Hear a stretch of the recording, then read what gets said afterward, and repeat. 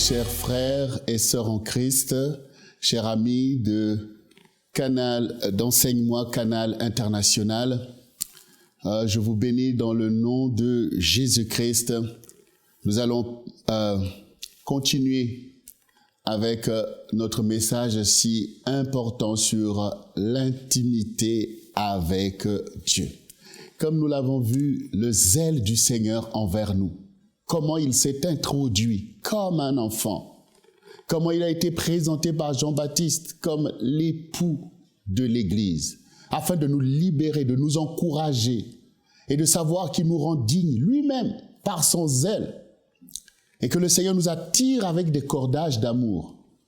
Et le témoignage même du zèle du Seigneur envers Israël montre bien cette volonté de Dieu d'établir une relation intime avec son peuple, une relation intime avec nous, avec l'Église.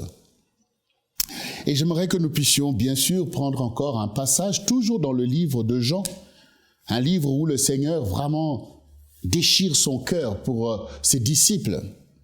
Et ici donc le chapitre 13, Jean 13, nous allons lire à partir du verset 1. Avant la fête de Pâques, Jésus, sachant que son heure était venue de passer de ce monde au Père, et ayant aimé les siens qui étaient dans le monde, mit le comble à son amour pour eux. Pendant le souper, lorsque le diable avait déjà inspiré au cœur de Judas Iscariote, le fils de Simon, le dessein de le livrer, Jésus, qui savait que le Père avait remis toutes choses entre ses mains, qu'il était venu de Dieu et qu'il s'en allait à Dieu, se leva de table, ôta ses vêtements et prit un linge dont il se ceignit. Ensuite, il versa de l'eau dans un bassin et il se mit à laver les pieds des disciples et à les essuyer avec le linge dont il était ceint. Il vint donc à Simon-Pierre. Et Pierre lui dit, « Toi, Seigneur, tu me laves les pieds ?» Jésus lui répondit, « Ce que je fais, tu ne le comprends pas maintenant, mais tu le comprendras plus tard. » Pierre lui dit, « Non, jamais tu ne me laveras les pieds. » Jésus lui répondit, « Si je ne te lave, tu n'auras point part avec moi. » Simon-Pierre lui dit, « Seigneur, non seulement les pieds, mais encore les mains et la tête. » Jésus lui répondit, « Celui qui est lavé n'a besoin que de se laver les pieds pour être entièrement pur. Et vous êtes purs, mais non pas tous. » Car il connaissait celui qui le livrait, c'est pourquoi il dit, « Vous n'êtes pas tous purs. » Après qu'il leur eut lavé les pieds et qu'il eut pris ses vêtements, il se remit à table et leur dit, « Comprenez-vous ce que je vous ai fait ?» Voici cette scène que nous connaissons tous pour ceux qui lisent la Bible. Le Seigneur lave les pieds de ses disciples. Et nous voyons cette scène avec Pierre. Nous voyons que Pierre refuse au premier abord. Et le Seigneur a dû le convaincre que s'il n'acceptait pas que Dieu, le Seigneur, lui lave les pieds, alors il n'aura pas part avec lui. Ah, on voit que Pierre est obligé de changer. Parce que malgré son caractère farouche, Pierre ne désirait qu'une chose, c'est d'être avec le Seigneur. Parce qu'il avait compris qui il était. C'est encore ce Pierre qui avait toujours la révélation.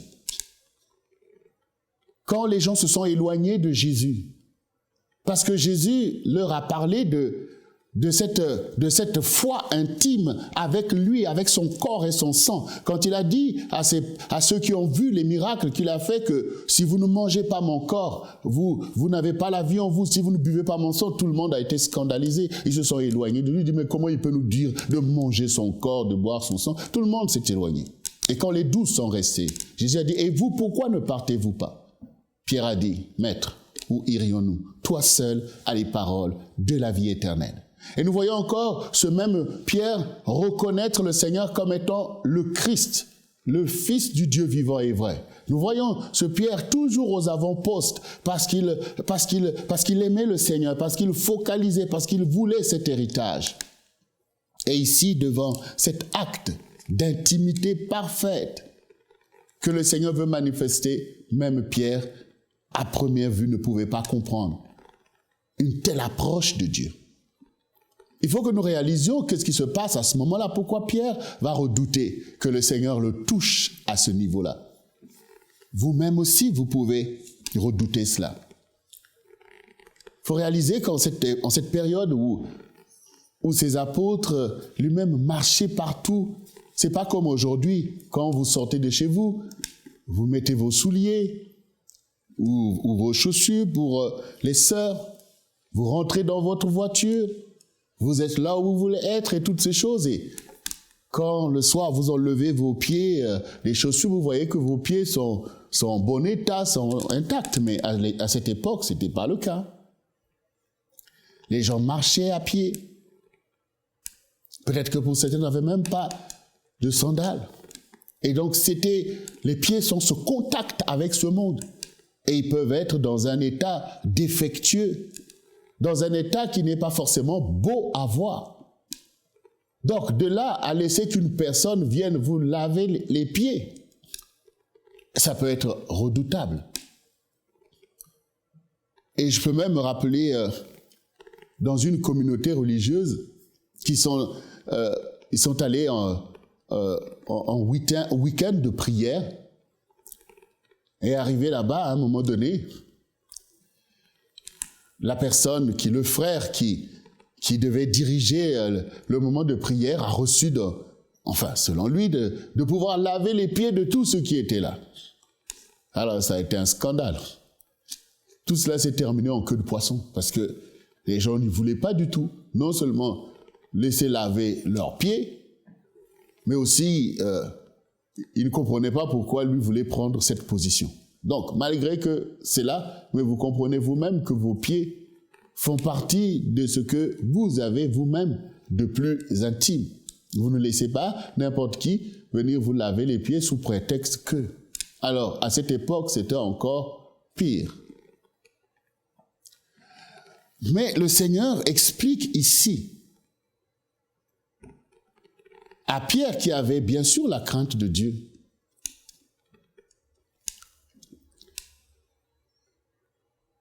que je suis votre intime. Il n'y a rien dans cette relation d'intimité qui doit séparer le Seigneur avec ses disciples. Je vous connais dans votre plus simple expression et je vous aime. Je ne vous méprise pas. Je ne vous rejette pas. Si maintenant, entre l'époux et l'épouse, il y a des choses comme ça auxquelles on ne peut pas laisser l'autre accéder, donc on voit bien que cela crée des distances. Au travers de ce passage, en fait, le Seigneur révèle cette intimité. Qu'il n'y a pas de domaine de notre vie auquel le Seigneur ne peut travailler, nous sanctifier. Et cela convainc les apôtres de l'amour véritable du Seigneur. Oui. Vous savez, il y a des gens qui peuvent vous dire, oui, je t'aime, quand tout va bien. Mais dès que vous êtes dans une position difficile, ces gens veulent se tenir tout simplement loin de vous. Et vous voyez la limite de leur amour. Mais le Seigneur, il te touche même là où personne ne veut voir, là où personne ne veut supporter. Le Seigneur a lavé les pieds de ses apôtres pour montrer qu'il n'y avait pas de séparation, qu'il était proche d'eux, qu'il devait aussi se laisser toucher par le Seigneur. Et j'aimerais utiliser cela pour pouvoir vous dire à vous-même que si vous voulez avoir une relation intime avec le Seigneur, qu'il n'y ait pas dans votre vie des domaines de votre vie où vous ne voulez pas avoir une relation avec le Seigneur. Des choses que vous cachez au Seigneur. Dites, ah non, surtout pas, Seigneur, surtout ne regarde pas tel domaine de ma vie. Surtout ne regarde pas tel domaine. Et d'ailleurs, souvent, en tant que pasteur, j'ai pu entendre des personnes dire, ah oui, tout, je laisse Dieu faire, mais ce domaine-là, Seigneur, c'est vraiment mon domaine. Non. Ça vous prive de l'intimité véritable avec Dieu. Dieu vous connaît plus que vous-même. Dieu vous connaît plus que vous-même. Ne soyez pas embarrassés dans votre relation avec le Seigneur. Ne soyez pas embarrassés. L'amour est légitime. L'amour est saint.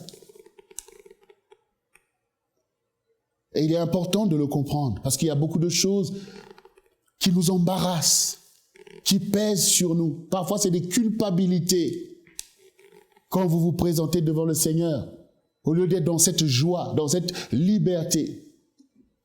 Parce que vous êtes intime avec lui, alors vous avez des fardeaux, vous avez des choses auxquelles parfois vous avez du mal à prier, parce qu'il y a des choses qui lui pèsent lourd, et vous ne voulez pas que Dieu puisse les indexer, vous ne voulez pas que Dieu puisse sanctifier votre vie.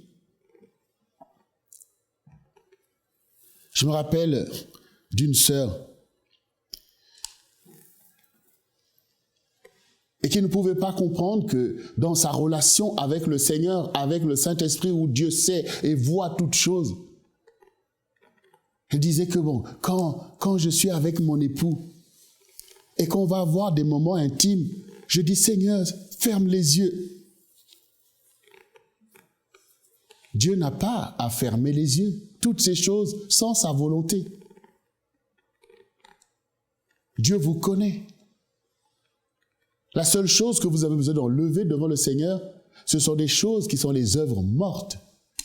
Ce sont les mauvaises pensées qui peuvent être au milieu de vous. Mais Dieu veut que vous ayez la vie. L'époux veut que l'épouse vive et qu'elle soit dans la joie. Et l'intimité aussi, c'est une dimension qui vous libère. Quand vous êtes dans la présence de Dieu, vous êtes dans la joie.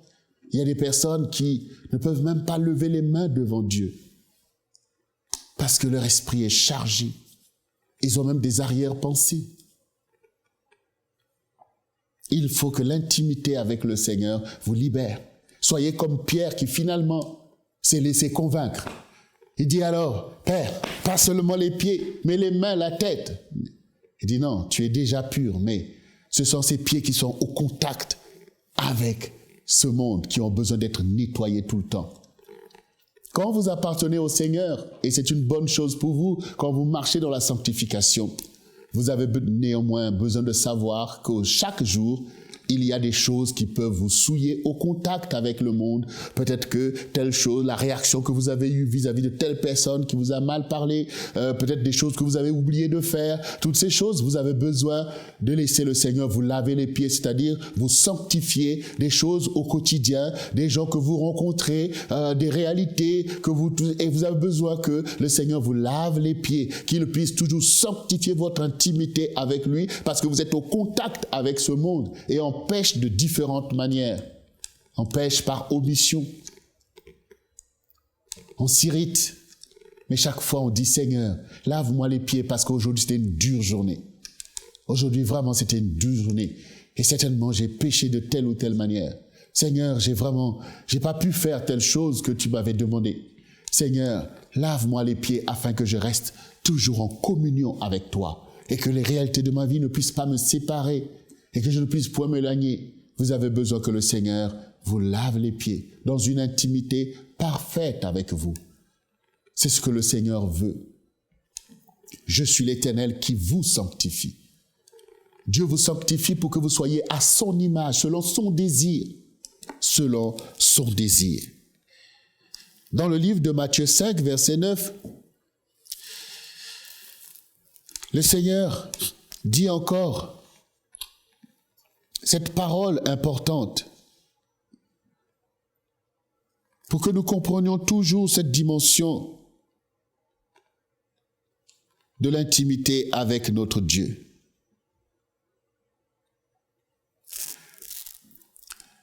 Il dit, je ne vous appelle plus serviteur,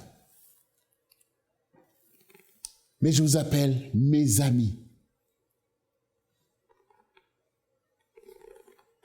Bien sûr, nous sommes au service de notre Dieu. Mais cette dimension d'amitié avec le Seigneur,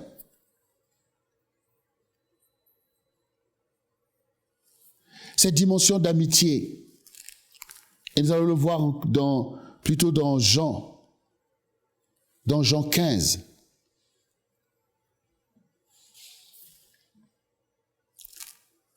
Prenez plutôt la bonne référence, c'est Jean 15, 15, donc facile à retenir.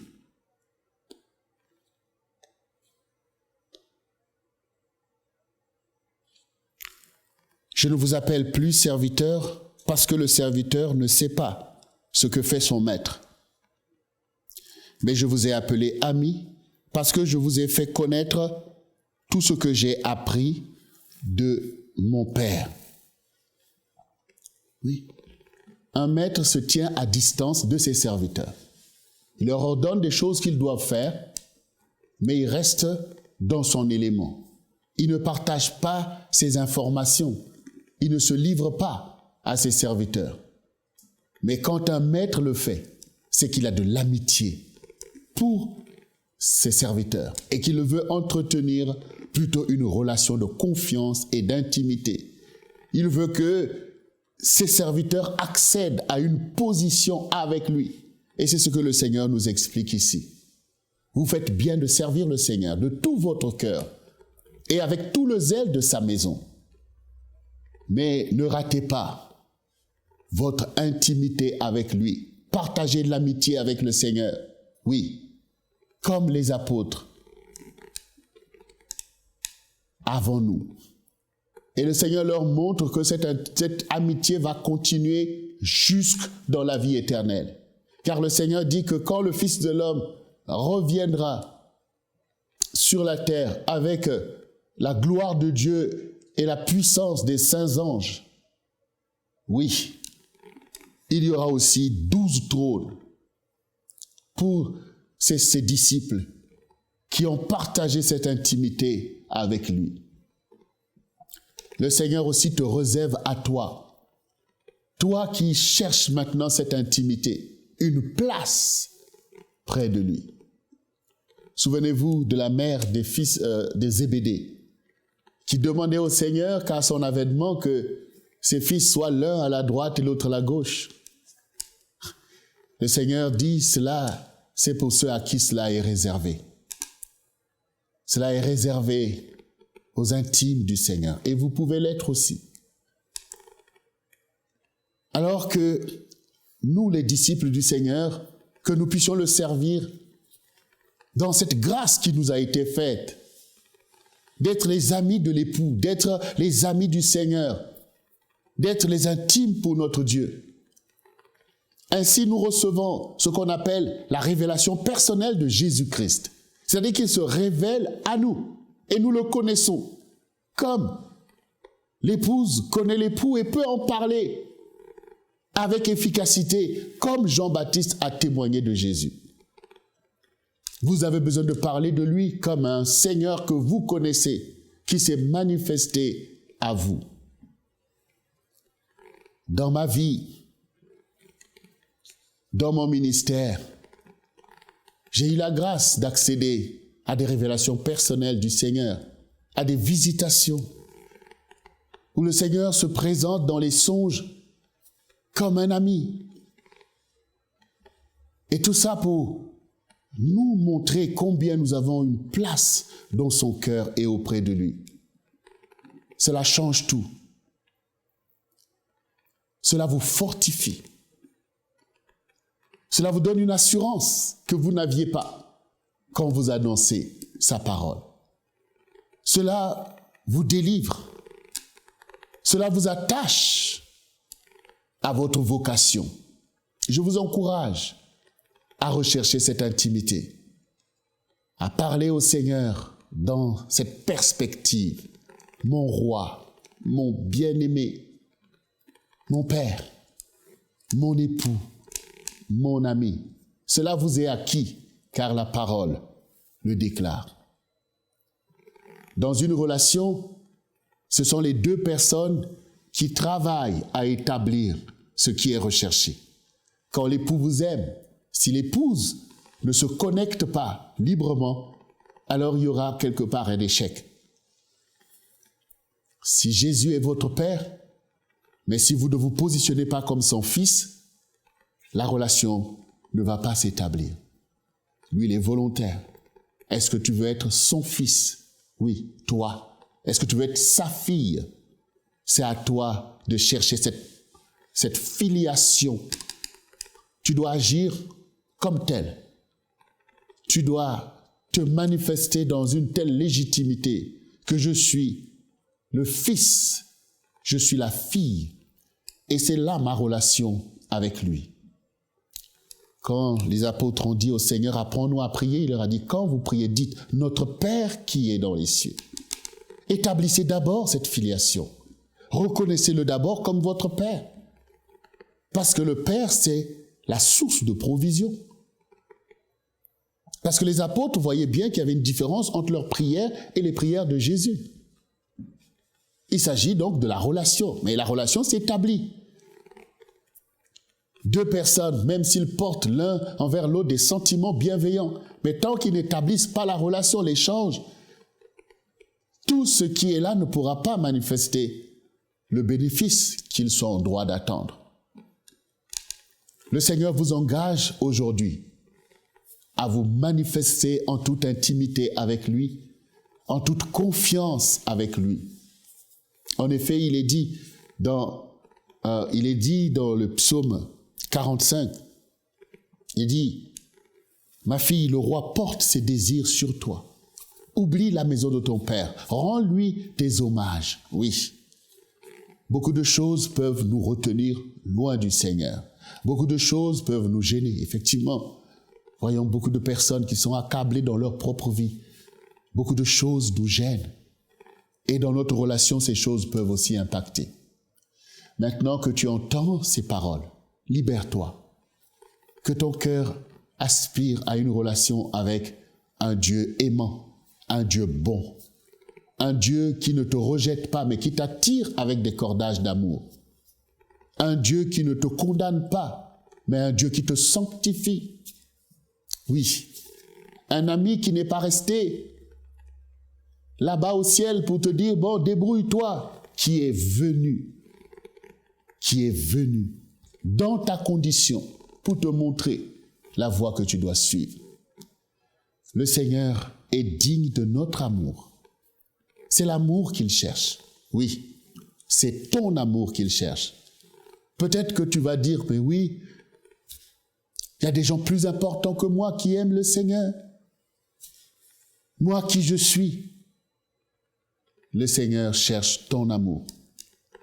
Parce que le salut qu'il a manifesté, c'est un salut personnel pour toi. Ce n'est pas pour les autres qu'il était à la croix, c'est exactement pour toi. Apprends à comprendre les choses de cette façon-là. Cela sera un grand bénéfice pour toi. Le Saint-Esprit est sur la terre pour accomplir la parole du Seigneur. Et quand vous vous positionnez selon la parole de Dieu, alors le Saint-Esprit viendra accomplir cette parole. Et tu connaîtras l'intimité avec le Seigneur. Tu verras le Seigneur agir, te visiter. Tu auras des songes et des visions. Tu verras son onction sur toi.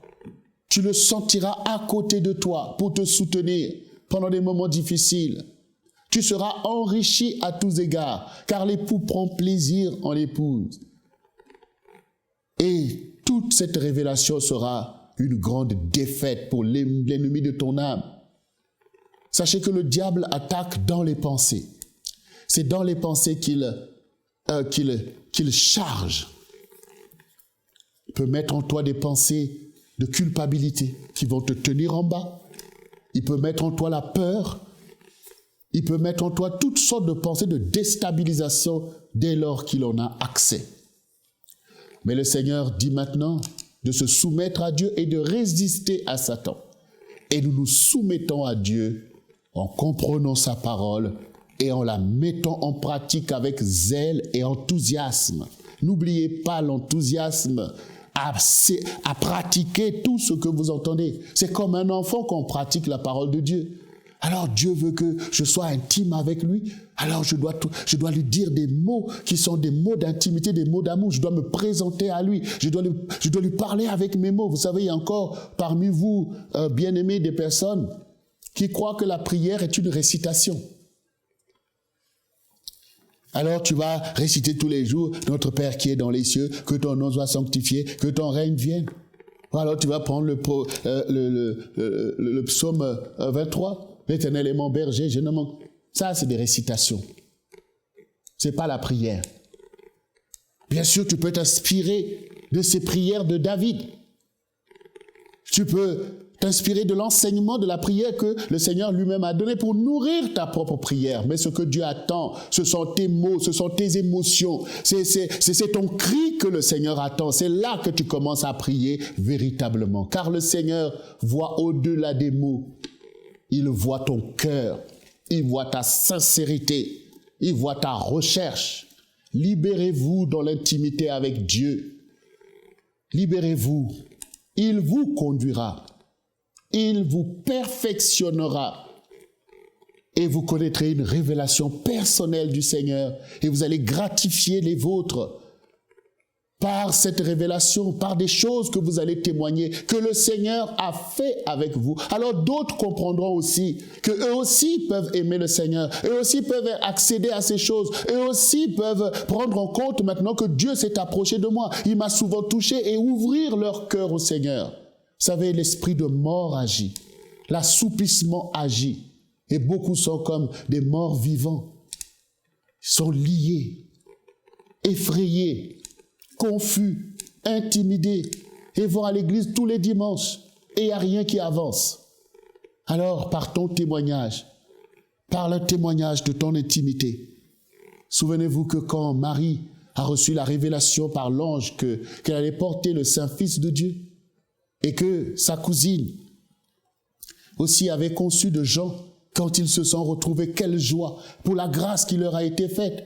Et lisez le cantique de Marie et voyez véritablement cette joie d'avoir Dieu, de pouvoir accéder à des choses précieuses, des choses intimes, des choses qui sont la volonté de Dieu. Réjouissez-vous même de ce que Dieu fait avec vous et ayez de cela une vraie joie. Chantez au Seigneur un cantique nouveau.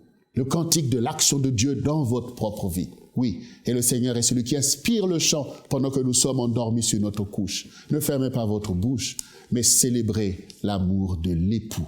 Car le Seigneur Jésus-Christ est le Dieu de votre intimité. Soyez bénis, soyez richement bénis dans le nom de Jésus-Christ. Merci.